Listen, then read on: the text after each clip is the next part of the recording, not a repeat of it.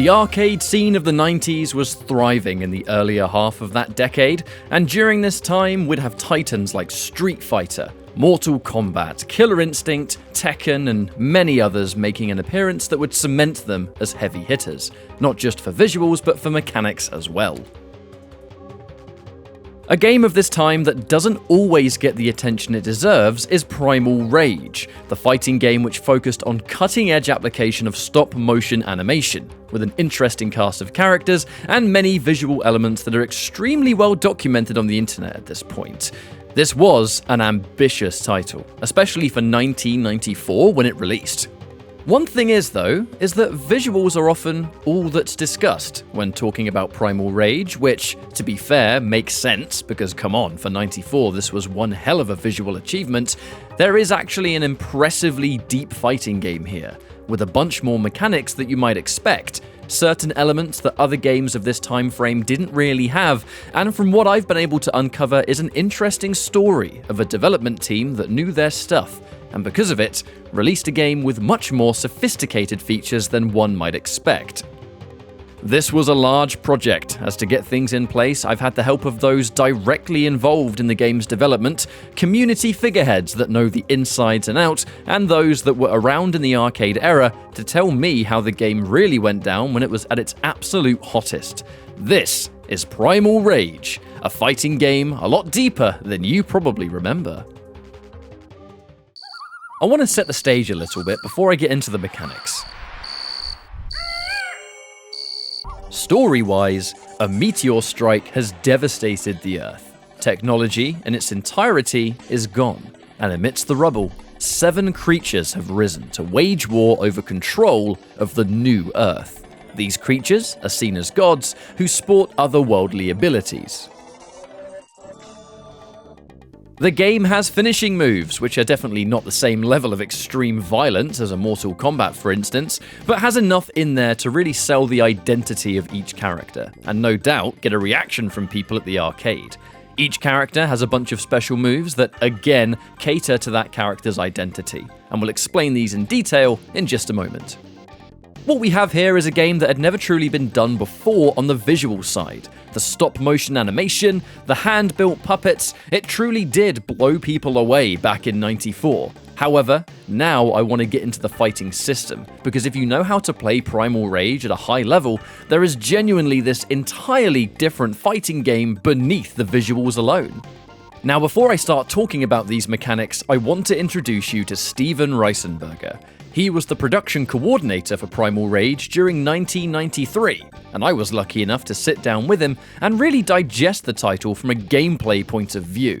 Now, he did mention very early on that this was a long time ago, so this, as I'm sure you'll understand, was going off of memory, but I thank him for his time all the same. Additionally, MKK Hanzo from Venezuela, who has helped me with a fair few old Mortal Kombats at this point, and is actually quite the authority on Primal Rage, as he's been a player of the game since the very beginning and taught me everything that I know. It's a 4-button game, so you've got your basic buttons and normals from each one, but it is also a back-to-block fighting game. There's no block button here, and there's a reason for all of this, and I think I'll just let Steven explain why. 6 buttons is kind of daunting for a new player to look at and say, oh, I'm going to play this game? Well, I'm just going to smash the buttons and try to win that way, not really understand what the mechanics are like.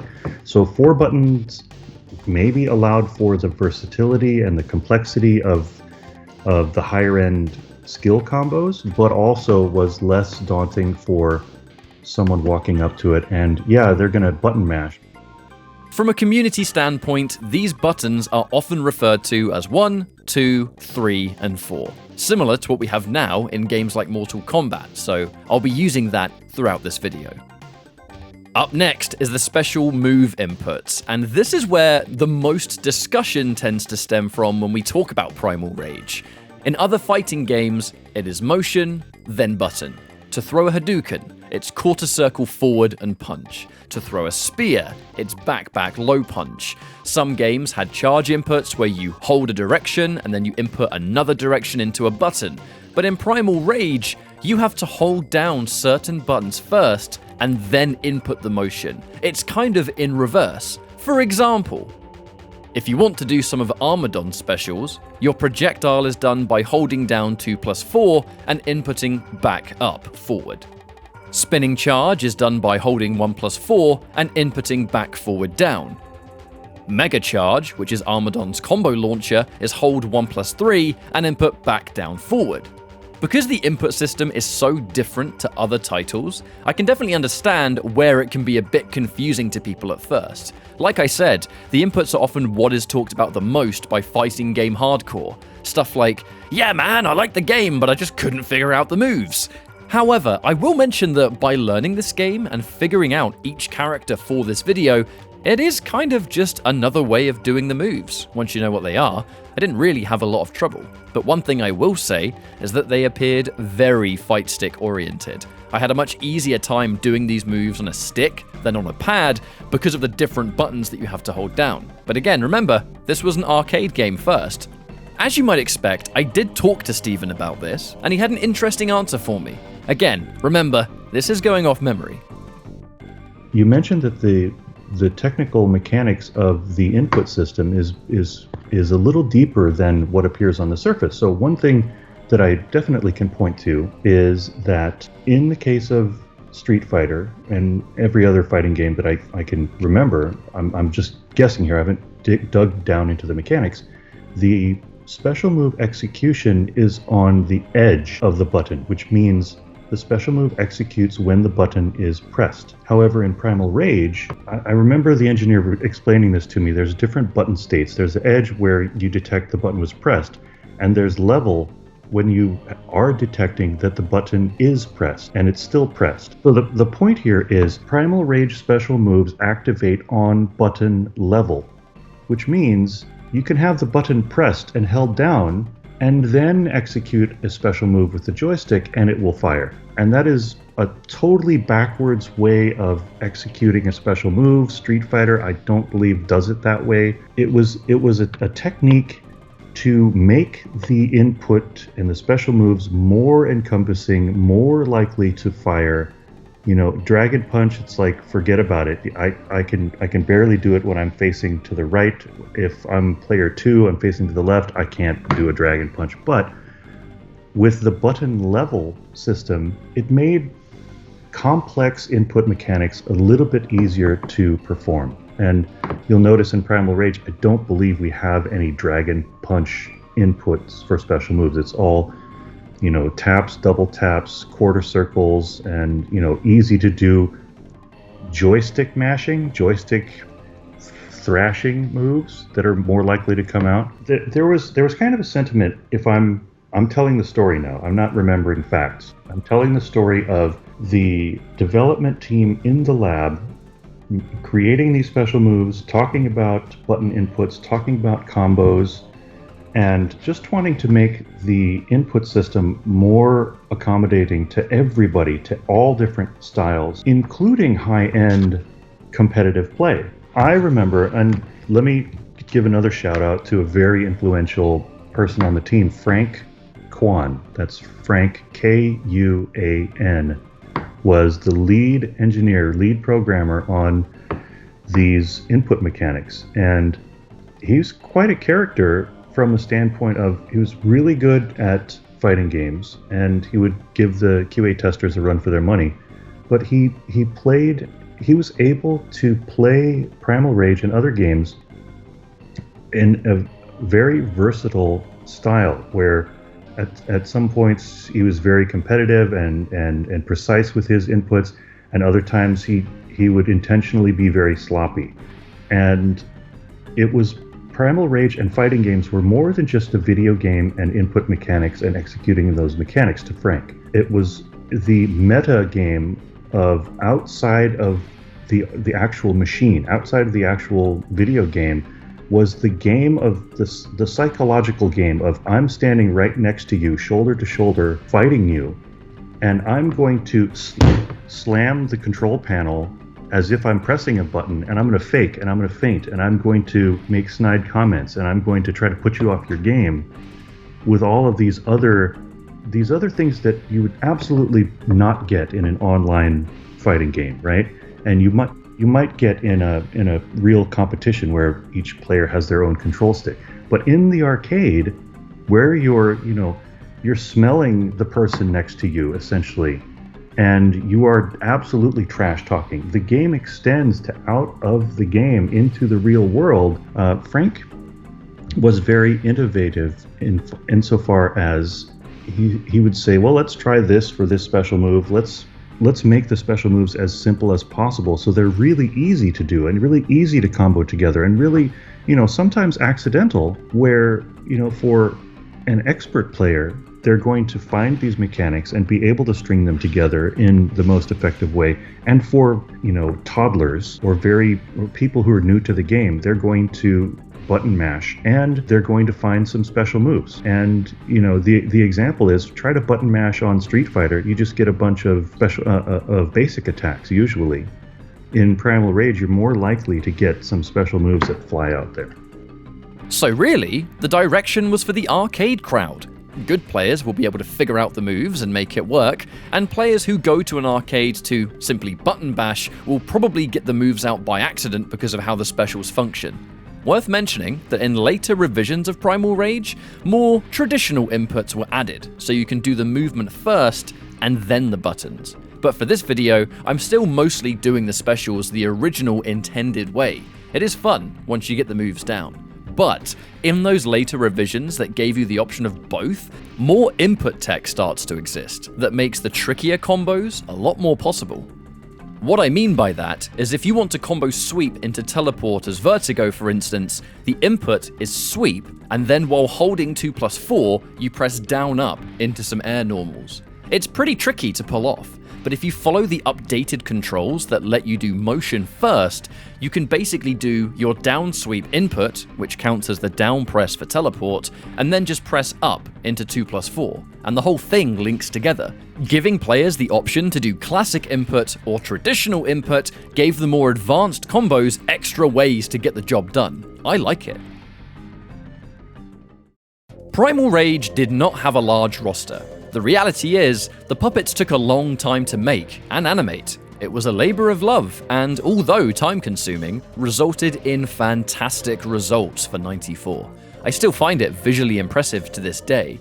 So, you have some unique characters like Armadon, Vertigo, and Talon, but then you have Chaos and Blizzard, who are palette swaps with different sizes, and then Sauron and Diablo in the exact same way. But every character functions differently, and that's what I want to cover right now. The quick rundown of every character in the game and what made them interesting from a mechanical point of view. Sauron is first on our list. A lot of his moves do big damage to the stun meter, and he's generally an all-round brawler. Now, I can't really go too much into detail with this character for this video, as the best way to capture arcade Primal Rage at the moment tends to be the PC version of Midway Arcade Treasures, which is what I'm recording with for this video. Unfortunately, it is a bit bugged with Sauron, as certain moves have way less recovery than they should have, making him play in a way that isn't fully true to the arcade experience. He's the best character in this build, but not for the right reasons. Diablo is more similar to what this palette swap should be on arcade. He's a bit smaller but has a lot more projectile options, and a teleport. Diablo is a character who is really good at controlling the space, but it's the different angles the projectiles have that gives him more variety to do that. Additionally, there is this close range fire blast which stuns the opponent. There's an element of mix-up there too. Armadon is pretty much the Shoto of the game, your typical Ryu-style character. A projectile, good range normals, nice combo potential with a launching charge, and an uppercut attack which functions as a reversal and is extremely active. I learned this game with Armadon, and the character just has strong fundamentals all round. Talon is your typical design of small and agile, with a decent amount of rushdown tools. Talon is fast, aggressive, and can totally shred once you get into close range. Vertigo is the game's main zoning archetype.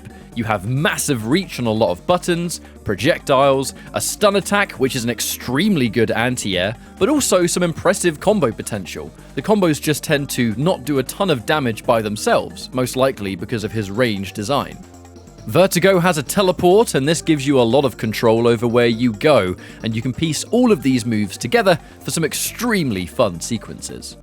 Chaos is super gross. Farts, vomit, I mean, it's basically Bo' Ride Show before Bo' Ride Show. But Chaos is smaller than Blizzard, and has various offensive tools. An unblockable grab, which can lead to setups, a launching shoulder charge, which is your combo tool, an unblockable air ground pound, which is very cheeky indeed. Your goal is to get in close and bring out the unpredictability factor coupled with scary air options. Both Chaos and Blizzard both have this spinning back fist that links into more buttons and is a crucial combo tool. Blizzard takes this to the next level as the game's most consistent combo machine. Same normals as Chaos, along with the back fist for linking stuff together, but Blizzard has 2 stun attacks. One is a freeze breath, but the main one is this ice pillar, as you can combo into it and extend combos a lot further. Importantly, and something I'm actually about to cover anyway, is that this game has universal overheads, when coupled with characters' low options, gives Blizzard an overhead low mix-up game that the ice pillar makes a lot deadlier. Blizzard is more vulnerable to the larger combos, however, as he is a lot bigger than Chaos and is more ground-oriented. The roster has a nice blend of styles, and the palette swap characters, although they share the same normals and stuff, which was common at the time, have vastly different specials that make them play very differently to each other. But with the difference in size also being quite dramatic, how easy it is to hit the opponent does play a big part in the game. I found myself personally enjoying Armadon, Chaos, and Vertigo the most. They all play very differently, so it's been a great way to explore the game, as it were. One of the biggest things I want to get across in this video is that Primal Rage has some pretty sophisticated features for a game that predates something like Mortal Kombat 3, for example. There were things in place that, yeah, sure, we expect them in games today. But back then, these were not common at all. In some cases, Primal Rage was one of, if not the first fighting game to feature some of them. And let's list them off. You have your health bar at the top, which is nothing new, obviously, but in this game, you can get stunned if you take too much damage in a close proximity. Stun as a mechanic, again, wasn't a new thing, but your stun progress is actually visible underneath the health bar, which is what the little brain icon indicates. Being able to see your stun was a clear direction from the design team, and it all comes down to giving the players as much information as possible, as Steven told me when I asked about it. Movement is another key factor. You haven't got forward dash, back dash, or run, but you have a super jump by inputting down and then up. This super jump is extremely strong for closing in space and being aggressive, but at the same time, there is another jump that allows you to basically jump cancel certain attacks. This was a glitch in other games, but in Primal Rage was an intentional feature. When an opponent is noticeably low on health compared to their opponent, a rage mode mechanic activates. This gives the defender a bit more damage and comeback potential, but the actual startup animation of this mode is fully invincible to give the defender some time to escape the pressure. This animation is different for every character. There is built-in exploit or infinite protection. If you try and do a certain move in a situation that it could be unblockable or guaranteed, or if a move used too many times could result in an infinite combo, there's a little icon that comes up. It says, "No cheese allowed." This obviously does open up a discussion over whether or not this protection is a better feature over something like changing hit properties on a second or third hit. But again, when I asked Steven about this, it came down to player information once more. This was an arcade game, and if you're playing it for the first time, or maybe first few times, the infinite protection with a clear visual indicator was seen as a better way to go, so a player isn't confused as to why their stun attack only stuns once in a combo or something. Combos have unique names depending on size and the moves used in them. Now, you can definitely compare this directly to Killer Instinct, which also had a combo naming system, but Primal Rage did have its own way of popping off when a player did impressive combos. The burst of lightning and the sound effects was another clear direction to garner attention to the machine and to make the player feel like a god. It's all about pandering to the ego back then.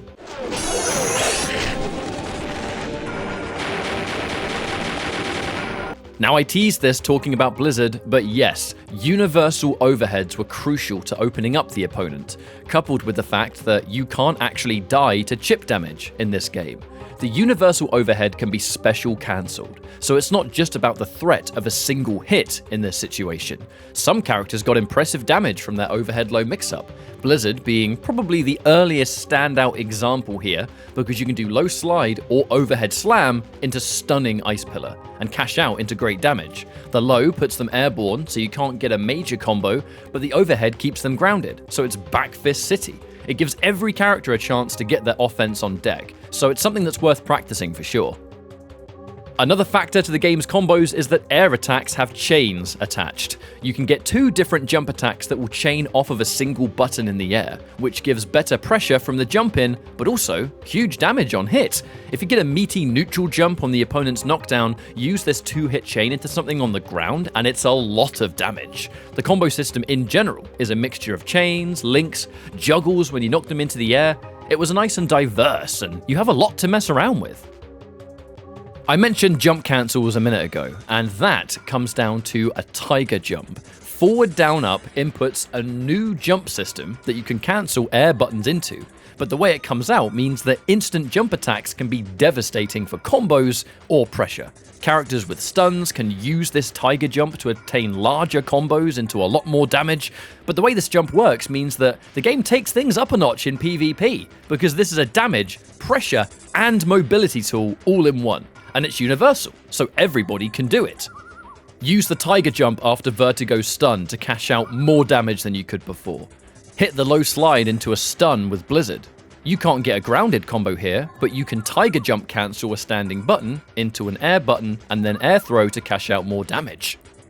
When I talk to Hanzo about what has kept him playing Primal Rage so many years later, it all comes down to the innovation. He said to me, and I quote, "Combo damage with percent counter, universal overheads to all characters, air chains into air specials, the aforementioned juggle chains and links in a same combo, OTG attacks, stun damage bar visible, infinite protection, 3 types of jumping, attack jump cancels, pseudo alpha counter system, interactive environments, lots of hidden Easter eggs and even minigames, and a long list of features that were not present in other games of those years and years to come." So I guess that really goes to show just how much Hanzo likes the game, I think. As we're now reaching the end of our Primal Rage story, there was something that Steven mentioned to me that really stuck out in the hour or so that we were talking. The importance of the 2 QA testers involved in the arcade project. Instead of me saying it, I'm just going to let Steven take it away. As far as the team being on board with the mechanics, so I must have come in the middle of the development cycle for Primal Rage. The concept had been fully vetted, the puppets had been created, the stop motion lab was pumping out animations, and Frank and others were busy in the lab creating the combos and the moves. And apart from Frank and apart from Chris Tang, I think, who came in even on the further tail end, maybe at the very end of original Primal Rage, apart from those 2 people and maybe Cam Petty, the QA testers were actually the best players, the most highly skilled fighting game players. And so we didn't have a really highly skilled bunch of developers or people we could talk to say, hey, is this game controlling to your expectations? I think part of the appeal of the mechanics of Primal Rage was that it wasn't very highly influenced by very complex input mechanics like Street Fighter at the time. And, so the marketing people could play the game and enjoy it. The other engineers could play the game and enjoy it. The artists could play the game and enjoy it, and not feel not only on a different playing field, but on a different planet from the QA testers who just wiped the floor with them. At least if you button mashed and you joystick waggled, some special moves would come out, and you'd have a chance of getting some shots in with the QA testers. So it wasn't so much a sense of a team buying into the mechanics. It was just a couple ideas coming in from Frank primarily, and Cameron and me and the QA testers to say, hey, we want a fighting game for me. We want a fighting game for us so that we can feel like the most awesome combo masters and crush everybody else, because the system allows us to do that. But necessarily, if you make the system more encompassing, more welcoming, more accessible with the way that you perform the special moves and string the special moves together, and it wasn't really until Primal Rage 2, and I don't remember where some of the air mechanics and some of the jump mechanics, like the quick forward hop and the long jump, were introduced. But those were the kinds of things that catered both to the expert player who wanted that level of control over the characters, and to the novice player who is not going to understand what special move interrupt timing windows are all about, and how you can string them together, how you can cancel out of a jump to perform a move or whatever. The new player is just going to say, oh, the controls feel very responsive. And the expert player is going to say, oh, the controls allow me to string moves and special moves together in creative ways.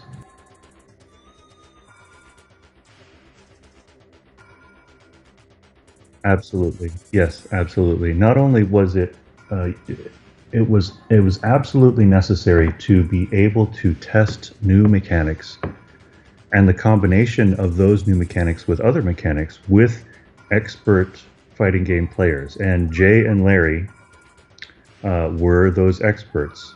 Jay Peoples, Larry Catalina, name drop. They were instrumental in developing the fighting game mechanics from a QA standpoint. I mean, they were just there to test the game, but they were testing it in such a way that, yeah, these mechanics feel good, and they don't diminish any of the other mechanics. They fit in well. They're not exploitable, and I can feel even more like a badass when I'm performing these mechanics. So they were vetting new mechanics and combinations.